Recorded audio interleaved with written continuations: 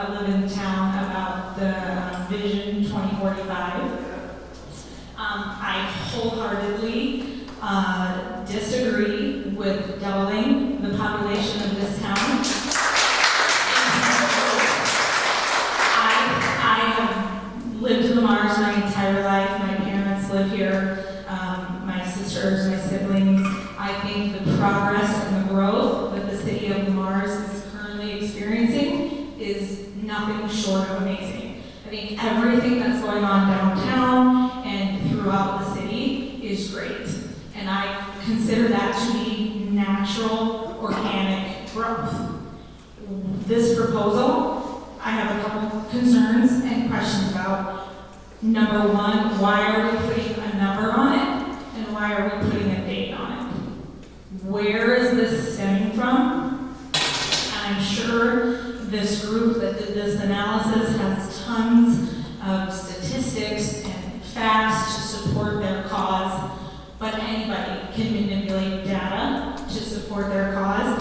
So I'm sure people in the town can do all the research they want to show why we don't want to be a town of 20,000 people. I think a lot of people agree that it's the perfect size town the way it is, and that doubling the size of the town in 20 years invites a whole host of not only financial concerns, but safety concerns. I love being able to drive around downtown and wave at people and know who I'm seeing and who I'm doing business with. I love the fact that if my 15-year-old son would get pulled over, that there's a good chance that the police officer that knows my son, he's going to know him by name and is going to be able to say, what are you doing?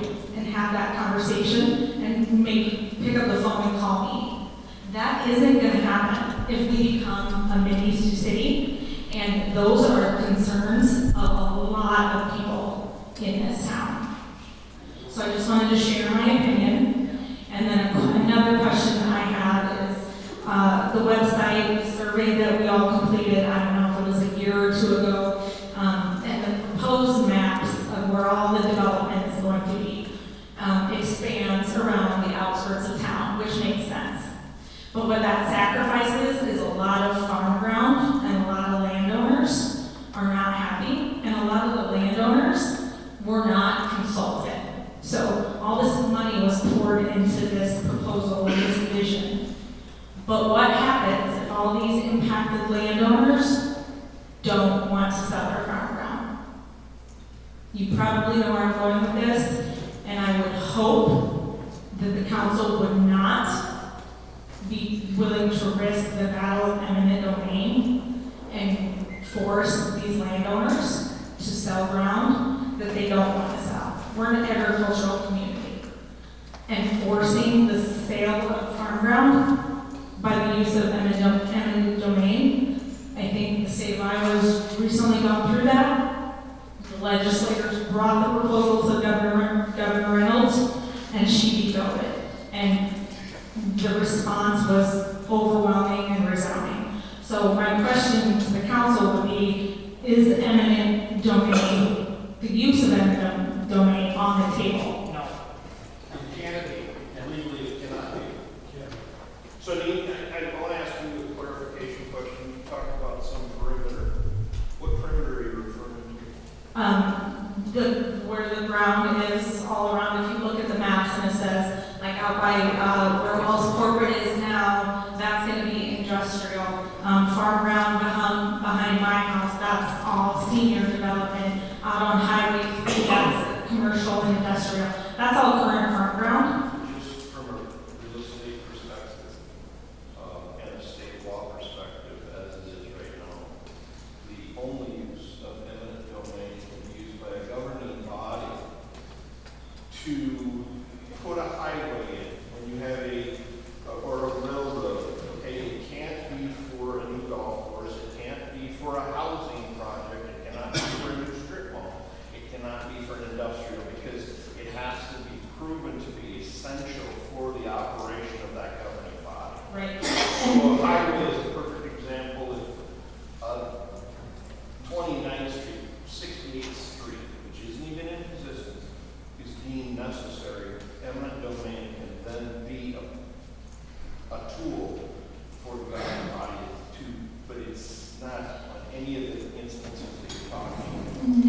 in most cases not, but the Supreme Court in 2005 made an addendum that it can be used for community investment and economic development. So I was just wondering, things can be manipulated and changed to say that this Vision 2045, this would be for the betterment of the community, so therefore we can fight that legal battle because it has been done. I'll just rebut what you said about a lot of farmers are upset because of this plan. I will tell you that since this plan has come out, we've been approached by farmers and wanted to sell their land. So it works both ways. Absolutely. I just know that the farm ground that's proposed to be impacted, those landowners were not contacted because my father is one of them. I think that this is Vision 2045 not a legal document. We're not bound by any of that. That is a roadmap to achieve certain levels of growth. Are we going to get to 20,000? I don't know. Are we bound to get to 20,000? No, okay, that's fine. I don't know that we will. Will we get to 15,000? Maybe. Well, I'll tell you this. I'd rather have more people paying for a water treatment plant than less. Well, we wouldn't need a water treatment. You guys don't. I mean, No, you're wrong. You're Is wrong. anybody gonna listen to No, them? you're wrong. Dave and Doug want to build a fire department because we need a bigger one. We need to build more wastewater because we're not big enough. And then you guys want to make the town bigger. So, does this make any sense? First, we're going to make it bigger. I want you to get rid of the word "you guys." Well, okay, the Vision 2045 wants to make it bigger. And the two biggest things we talked about are going to be directly impacted because of Vision 2045. This makes no sense. And I still can't, when I ask, who's coming? Who's going to come to this town? What are they going to do? Or is it older people to younger people? Are they going to be payers or are they going to be takers of our services? Where are they going to work? Where are they going to work? Automation's coming. I work up in Sheldon, and we're hoping automation comes. We need it. We currently have 4,000 to 5,000 people that are commuting into the town every day. And how many people are going north and south? Two. Two? Two are leaving. But how many do that because they want to? That's true. They do. But when you say where are they going to work, the jobs are here. And the other thing is, how could we possibly attract another business to this community without a workforce? We have none right now. We're importing workers every day. Automation's coming, Rob. You gotta see what's coming. I'll go off of what she was saying. Here, you're a little hard to understand. Kyle Seuss, 827 Third Avenue Southeast. I can say that to my family and my children, I will say that I absolutely enjoy going downtown to the local businesses and spending my money. I really appreciate what I've seen with the improvement through the parks. My wife's ecstatic at the fact that we're getting a splash pad. Talked about getting one of them for a while. Glad that went through. At the same point in time, we talked about getting 10,000 more people in here. Building park complexes. I know the going rates for those 2-bedroom, 3-bedroom apartments. You bring them into this town, some of these people are making like $15 an hour, right? You're charging $15,000 for a 2-bedroom apartment in one of these complexes. They're not going to go downtown and shop. They're going to go to Walmart. You want to support your local businesses. You take people like me who live here. You raise the property taxes so high that it gets to the point where we start to look at minimal spending downtown. I love going down and supporting the people downtown. I graduated with those people. I hang out with those people outside. I want to support their business. I want people in this room, everybody that lives here, to go downtown and enjoy local business. We bring 10,000 more people down there, and I'll be looking at people laying around all in the streets now that we're having a problem with, and we haven't even grown that much. It's only gonna get worse. First of all, we haven't raised the property taxes. In fact, last year we lowered the levy. That's what we control here. That's what this group of people controls, is your levy. And so it went from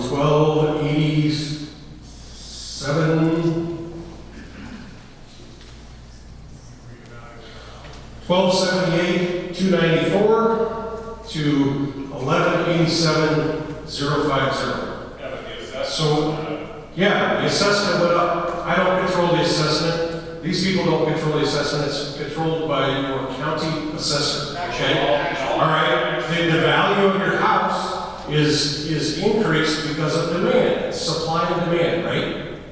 And it's inflation. Okay? The supply is what it is. I mean, we're going to try to build as many houses as we can, and unfortunately that leads to probably more people, but there's a demand to live here. There's a dam built up, an artificial dam of people that want to live here. And they're the ones that are commuting into this community. And that's what's driving the value of your house up.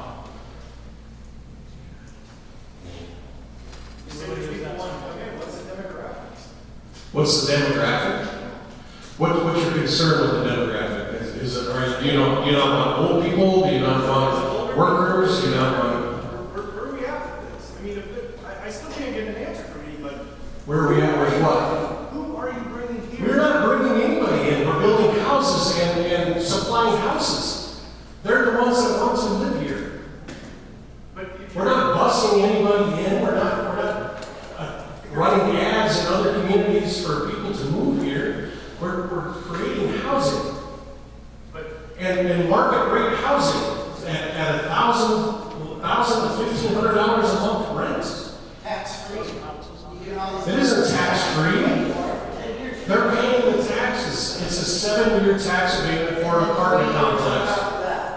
Yeah, and then that $11 million investment in this community will pay taxes for the rest of its existence. That's 10 years from now. 7 years tax abatement. Right, Yeah. and 3 years on top of that. They pay the taxes and the city reimburses them. Is We that don't true? reimburse anything. You don't reimburse them for 3 years of, No. they pay it, the city will reimburse it. Well, so our tax abatement, yes, is 7. Right? But they can come in and request 3 more because the state limit is 10. We only offer 7. So we've had some people come in and ask for the additional 3. So that's Okay? it. So we can't give them, right now they get abated on from all the tax entities. Okay? The final 3 years is a decision by council to grant it, which is only the city portion of their taxes. They will still pay school, they'll still pay state, they'll still pay county. So it's up to the council, whoever it is, to give that additional. And they pay school all the time. Yeah, now school is paid by school, isn't even in the 7-year. Yes, they get 0 payment on school, so they're paying school taxes from day one. They should. And with regards to the plan is, as Brad said, not a legal document. This is not something that's saying hard and fast, we're going to double in size. We're going to bring new people into this community. I can't make anybody move here or not move here. Okay? What it is a goal for our economic development and the economic developer that we hired in this community. And he is being judged and held accountable to the projects that he does in support of that goal. Okay? If at any time he brings a project forward, I bring a project forward, any of these people bring a project forward that doesn't align with our community and our goals, each one is judged independently. It isn't a blind acceptance of this community plan. It's just a roadmap, and it's also a sales tool. It's a wonderful sales tool to take to Wells, who is now owned by somebody not from here, and show them how we are going to support their needs for a workforce.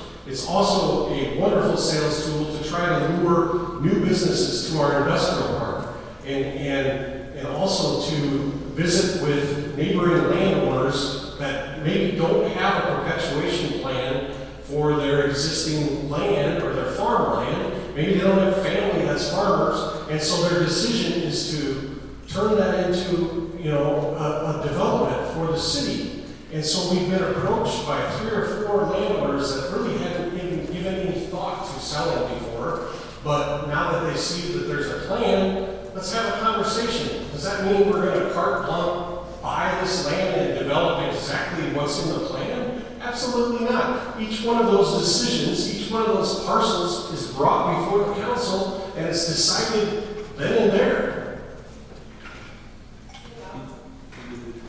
The plan that's in place, is there any other community that we know of that has used these firms to come up with projections and seen how it works, like in actuality, down the road? I guess I'm confused with what you're asking. So we've got, hired a firm, came up with a plan, what would be in-house and spacing and facilities. Have there been other communities that use that and implemented the plan and how it's worked? How has their police force been impacted, the increase in population, the time? Not that I'm aware of. I mean, there's communities growing much faster than that. In fact, if we hit the goal of this plan, which is a 3% growth rate every year, okay, for 20 years, now that doesn't sound like much. That's very extensive growth. It wouldn't even put us in the top 10 communities in the state of Iowa. So, if we hit that growth rate, and the state of Iowa is not a growing state, so it may feel like a lot in these numbers. And the reason for the number, the reason why we set the number, is to give that guy back there in the yellow a goal every year to shoot for in his economic development. And whether he hits it or not will be determined by the council on every project that he brings forward. Is it concerning though that you have such, most reaction we got was when she stood up and said nobody wants this, or the people she's spoken to don't want this? Yeah, it is concerning. I mean, I've told council members that if I had it to do over again on the community plan, I would take the number off. Because everybody likes what's going on so far, except the number. You don't like what's going on, Nick? I don't, I really don't. I think people you guys bring in are that, not you guys, I refer that the one guy or whoever the companies are bringing in are not very good people. They're very scary. They're very hard to deal with. What companies are you referring to? Like downtown businesses? Or? Yes, I have great renters. They pay me on time, they're clean, they don't have no problems with them. Laws are just bring anybody and everybody they can into town. They go to Chicago, they go to LA. I've had one lady killer kid, I didn't rent to her. I've had felons, convicted felons, Murphy's evicted them. I've had a lot of different issues. And some of my houses ain't the greatest houses out there. Yeah, I was going to say, some of it might be the product that you're bringing to the table, too. And if you can go on, we'll just ask you, who are we being insured by for the city of Mars? Who are we being insured by? Yeah, who's our insurance company? Because they're talking about being the top 2% here in Mars. The fire department, how great wonderful they are. Well, first of all, he's referring to your individual fire I'm talking about the insurance. city. Okay. The city. The city is insured. It's actually not insurance. They participated in an Iowa Community Assurance Pool. So they pool their risk with other cities and communities in the state of Iowa. Who do we bring the check to? ICAP, Iowa Community Assurance Pool. And that happens to be you? In your company? No, it isn't me. It's not a company. It's my company represents ICAP, but it isn't, the check does not come to me. So all these projects we got going, you guys got firefighters here begging for a place to live. I have a house next to the fire station downtown. I know what Dave's talking about, where they're parking in the street, this and that. He's got to come over and tell me to tell my renters to clean up the house and seen the building. It's Well, great shame on you outside. for him having to tell you.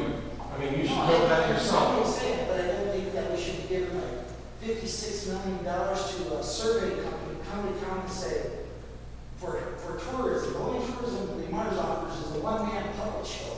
56 million, where are you getting that? 56,000, sorry. It's $56,000 for a surveyor company to come in and talk about how Mars needs tourism. That's 56 grand, that's how many showers they get to put in the fire station. $35 million or $35,000, you guys hired a survey company coming to see if we need a hotel.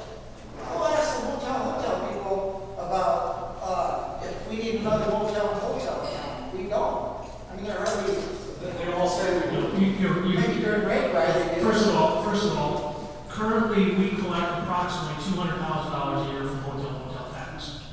Okay? Then where's that money going? That money goes to fund our Convention and Visitors Bureau. That money then is also distributed out in grants.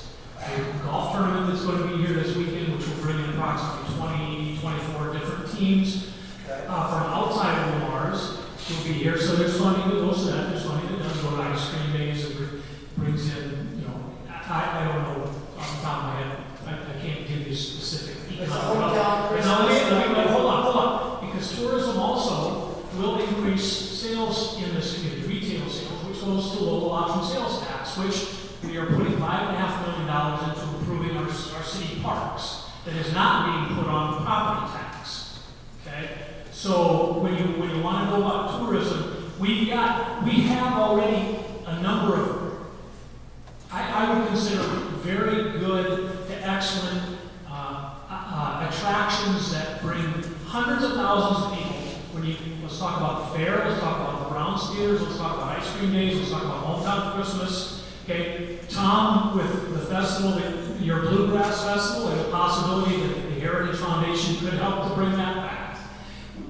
The point being, we do have opportunities. We've got a niche here to attract tourism.